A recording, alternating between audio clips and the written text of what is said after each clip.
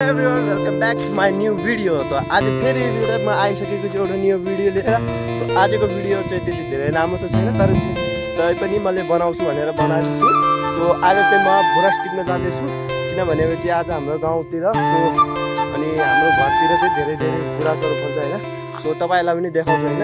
Let's go. म चाहिँ यहाँ पुग्नुभन्दा पहिले नै यिनी भाइहरूले टिपिहालेछन्, दुईजना भाइ बिनाले टिपेर सिद्ध्याएछन्। तैपनि म तपाईँहरूलाई देखाउँछु। यो हो भुरास, स्वरूप पनि देखाउँला होइन। यी नानीहरूले चाहिँ सबै टिपिहालेछन् होइन, पहिले नै म पुग्नुभन्दा पहिले टिपिहालेछन्। तैपनि म तपाईँलाई रुख देखाउँछु होइन। सो अलि माथि सुक्न जान्छ होइन, त्यो चाहिँ एउटा रुख हो। अनि बाबुले चाहिँ टिपिसकेपछि अब म फेरि जाँदैछु त्यो रुख देखाउन लागि मात्र। सो टिप्न चाहिँ अर्को दिन टिपाउँला होइन। आज चाहिँ म तपाईँहरूलाई रुख मात्र देखाउँछु। सो एउटा रुख चाहिँ यो रहेछ, यहाँनिर रहेछ एउटा। सो एउटा चाहिँ अलि माथि नै छ।